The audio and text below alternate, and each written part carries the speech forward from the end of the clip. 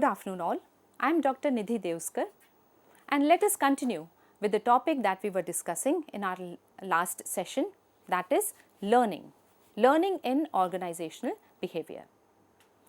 Let us now go through some of the important theories that the scholars and researchers they have given us to understand the process of learning in a more effective way.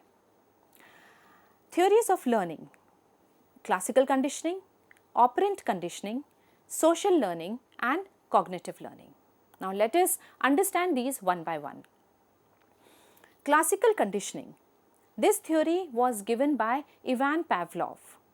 Ivan Petrovich Pavlov was a Russian and Soviet experimental neurologist and physiologist known for his discovery of classical conditioning through his experiments with dogs.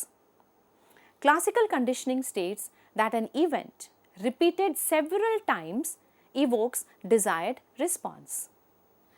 Pavlov conducted an experiment on a dog and he tried to relate the dog's salivation and the ringing of a bell. A simple surgical procedure allowed him to measure accurately the amount of saliva secreted by dog. When Pavlov presented the dog with a piece of meat, the dog exhibited a noticeable increase in salivation, obviously because this was natural. When he withheld the presentation of meat and merely rang a bell, the dog has no salivation, which is also understandable because there is no connection between the ringing of bell and salivation in dog. Then Pavlov proceeded to link the meat and the ringing of the bell. What he used to do is ring the ringing of the bell, presenting food, salivation in the dog. Ringing of the bell, presenting food, salivation in the dog, and this process he repeated number of times. After repeatedly hearing the bell before getting the food, the dog began to salivate as soon as the bell rang. After a while, the dog would salivate merely at the sound of the bell, even if no food was offered. In effect, the dog has learnt to respond or salivate to the bell. So we can say that his response was conditioned. Salivation in response to food is a natural process, unlearned response. In short, it is a reflex, obviously. It is not to be taught to anyone. It happens naturally, automatically. This response was called unconditioned reflex. The food, because it elicited the unconditioned reflex automatically, was called unconditioned stimulus. And what is a stimulus? Stimulus is something which brings about a behavior. So food bringing about salivation in dog, unconditioned stimulus, unconditioned reflex. Okay. Now, Pavlov's repeated presentation of the bell followed by food led the dog to salivate in response to the bell alone. This salivation was designed as conditioned reflex because it cannot come naturally. Dog is not going to salivate naturally after hearing the sound of bell, but he was conditioned to do so, which emphasized that arousal of the reflex was dependent on a stimulus as a conditioned stimulus. And why was ringing of the bell conditioned stimulus? Because it was designed to produce a conditioned response, that is salivation. So basic terminology that we have studied here is unconditioned stimulus produces a reflexive response without learning. Unconditioned response, the response that occurs typically a reflex, involuntary and automatic. Conditioned stimulus, a previously neutral stimulus that has acquired the ability to evoke a response, and conditioned response is the learned response, that is involuntary reflex. Here it is salivation at the sound of the bell. Conditioned stimulus is the ringing of the bell, resulting into salivation in the dog. So, here like this you can understand. See, before conditioning, to make it more clear, before conditioning, what happened? Bell, no response in the salivation, obviously. Unconditioned stimulus, that is when food was given, there was salivation, that is unconditioned response. Okay. Now, during conditioning, what happened? There was ringing of the bell, presenting the food and salivation. Conditioned stimulus, unconditioned response. And this happened a number of times, and which resulted into conditioned stimulus, that is bell, and conditioned response, that is salivation at the sound of the bell. So, this is what the classical conditioning is. This was done by Ivan Pavlov on dog, but it has its organizational implication also.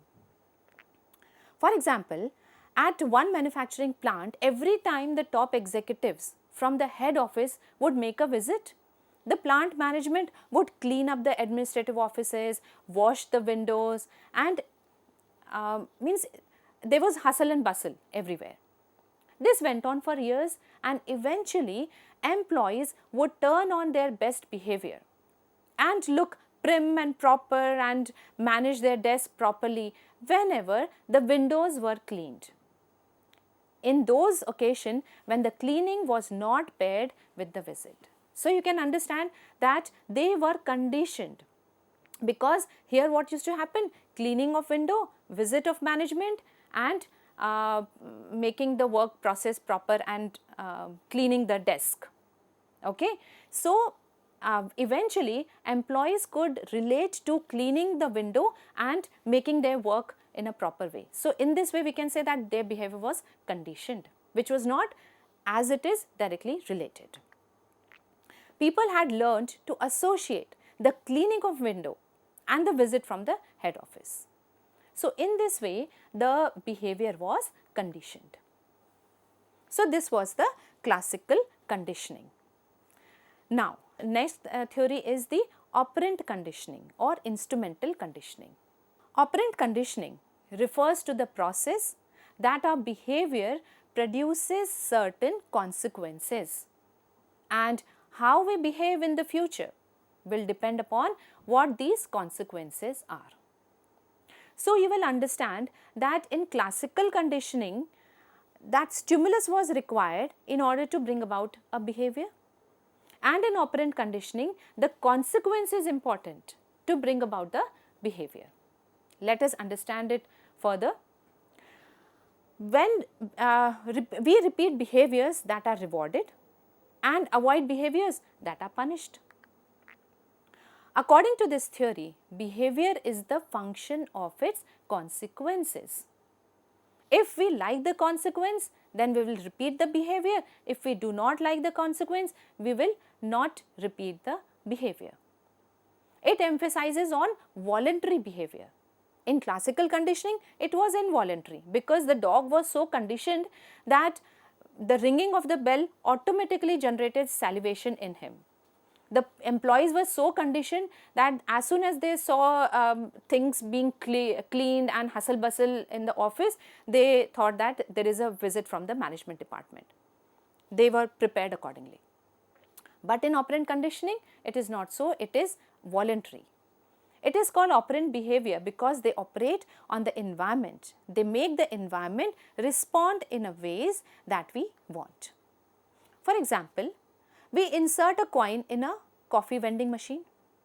We press the button and we get coffee. Now, what is the behavior? Inserting the coin in vending machine. What is the consequence? The coffee we get and the taste of the coffee. If I like the taste of the coffee, again I am going to go there and put a coin and press the button. And if I do not like, I will not do it. So, that is the operant conditioning. I suppose we go in a restaurant and we have food there. If we like the food, we will again visit. If we do not like the food, we will not visit. So what is the behavior here? Going to the restaurant. And what are the consequences? The taste of the food, liking of the food or disliking of the food. And then it depends on us whether we will continue that behavior or not. For example, if employee achieves targets and he excels, he achieves more than his target. If he is given incentive as is promised, so he will work in a better way, efficient way in future also, because what is his behavior? Achieving target more than the targets. And what are the consequences? The incentives he is getting. So definitely he will be very happy and he will again work. So in operant conditioning, it depends upon the consequences. You learn from past experiences how to cause the environment to deliver a cup of coffee, as we discussed in the vending machine example. So what are the behaviors? We work, consequences, we get paid. We enter a restaurant, we obtain food. We enter a library, we find the book. If suppose we go in a library and we don't find any books, relevant books, we will not visit. If we are working and we are not being paid regularly on time, we will not work. So in this way, consequences are going to shape our behavior. Operant conditioning works based on reinforcement and punishment. Operant conditioning relies on 4 forms of consequences. Reinforcement is anything which is given because of your behavior. Positive reinforcement. Positive reinforcement, adding something pleasant after a behavior to increase the likelihood of the behavior happening again. For example, giving a child praise for what he has done, he will again do it. For example, giving incentives to employees who have achieved more than their targets, they will again do it. So what is that? Giving recognition, giving appreciation to the employees who have excelled during the month, they will again do it. So what is happening here is their desired behavior is obtained through positive reinforcement. What do we mean by negative reinforcement? This is also one way of carving the desired behavior. When we work in order to avoid something unpleasant, that is the negative reinforcement. Removing something unpleasant after a behavior, that is negative reinforcement. For example, an employee can work in order to excel in his work, to achieve more than his targets because he wants incentives. And another case can be he is working because he doesn't want to get fired. So in order to avoid getting fired, he is working. So in both the cases, they are working, but the intentions, they are different.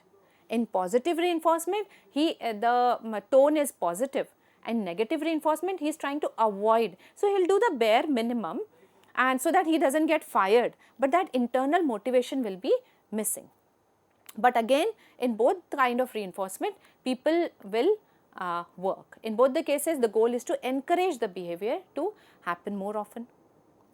Another way is punishment. Punishment, they can be of 2 types.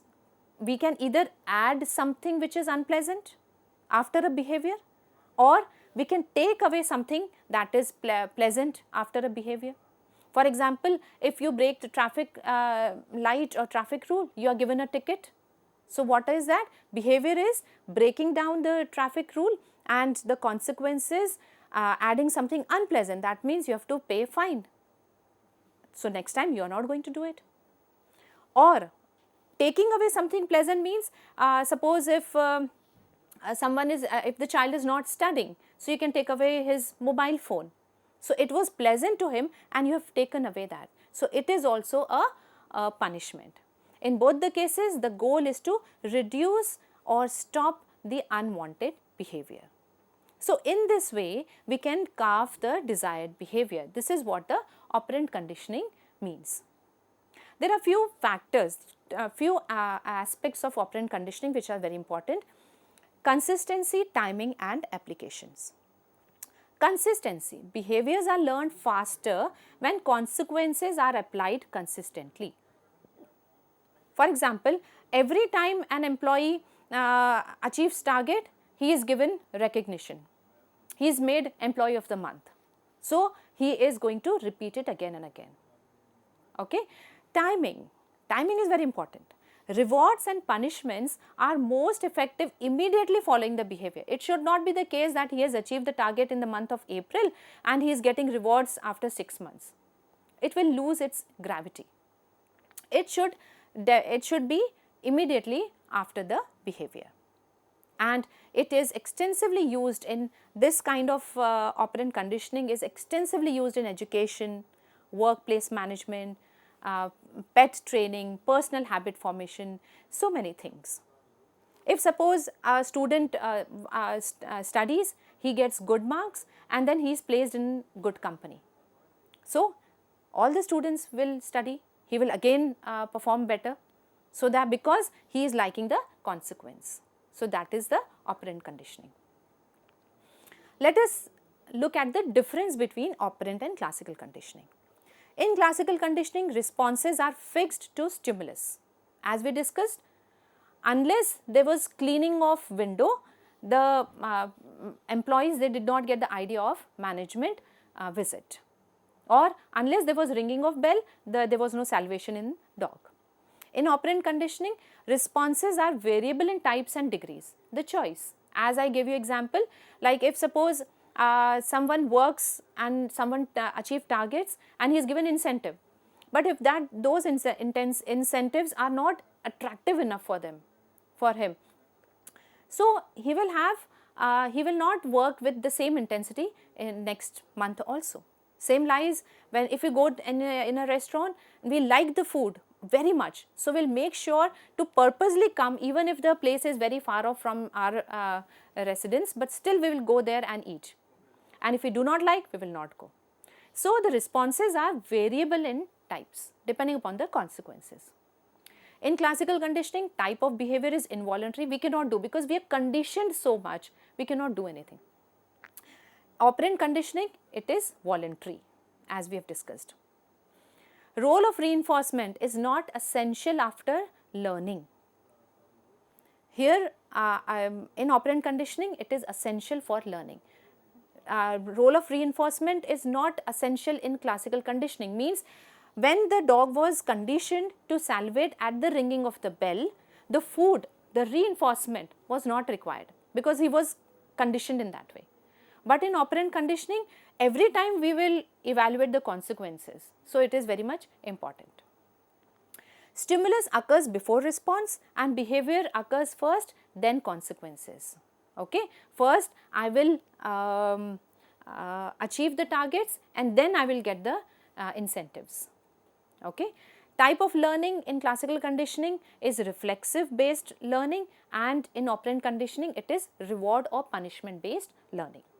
So, these are the differences between classical conditioning and operant conditioning. Both are very important and it depends upon the situation, the work force and the manager leadership style, how they want to implement these theories into practice.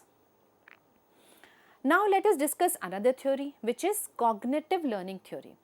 As the name suggests, cognitive means it has got something to do with the knowledge, with the mind, with understanding. Cognitive learning theory focuses on how we think, we understand, remember and process information while learning. It says that learning is not just about behavior, but about how the mind works. What are the main features here?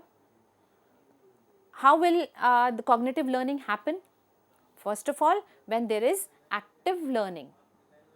Learners actively think and make sense of information, not just memorize. Whatever is being told to them, they actually understand it. Then there will be cognitive learning. If we are giving computer training to our clerical staff, so they cannot just learn the steps, they cannot just mug up the steps, but they have to understand why they are doing this. Only then there will be cognitive learning. Information moves from short-term memory to long-term memory in cognitive learning, obviously. When we are given some training, we understand it, then it goes into our long-term memory and we use those things that we have learned when we face the appropriate situations. Understanding over rote learning. Focus here is on meaningful learning, not just repetition. So that is why it is cognitive learning, it is not repetitive learning. Cognitive learning, it is there in our mind now. Learners use logic and reasoning to solve new situation here. For example, a student understands the concept of disease. A medical student, he understands the concept of disease instead of just memorizing the symptoms. Otherwise, you can imagine there are n number of diseases, n number of symptoms. Learning all these things is not possible until and unless they understand the implication of the system, of the symptoms. So that is the cognitive learning. They do not cram things, everything. They understand. And that is why, and this is the cognitive learning only makes one doctor better than the other. While solving a clinical case, they apply previous knowledge, and this is where the cognitive learning comes into picture. In cognitive view, people draw on their experiences and use past learning as a basis for present behavior. Something, for example, as we have discussed the example of a medical student, something that they learned in class, and now when they are actually practicing, any patient comes and they see in practice, then they will be able to recall, yes, we learned this in our class, and then they will implement it. That is cognitive learning. In organizational setup, we can say an employee faced with choice of job assignment will use previous experiences in deciding which one to accept. People make choices about their behavior, and people also recognize the consequences of their choices.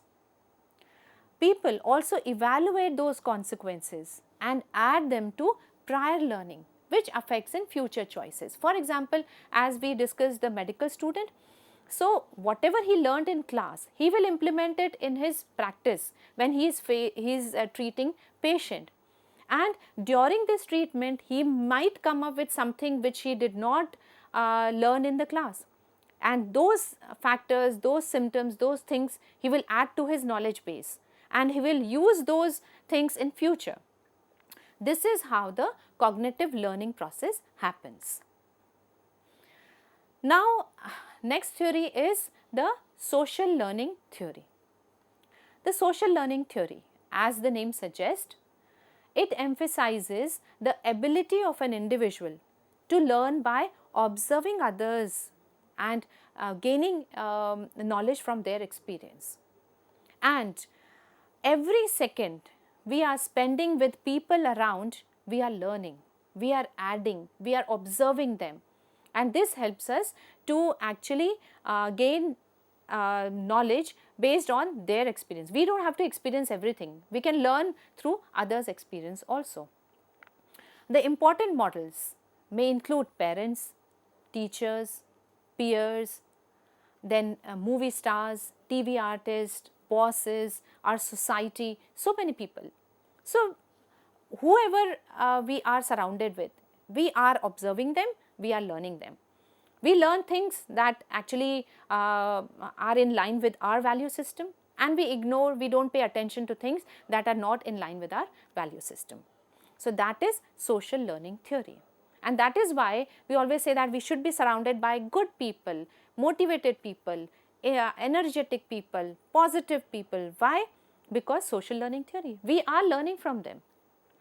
If a student is surrounded by scholars, students in class, then he is learning from them how to actually compete, how to study, how to burn midnight oil. So, he will also inculcate the same qualities.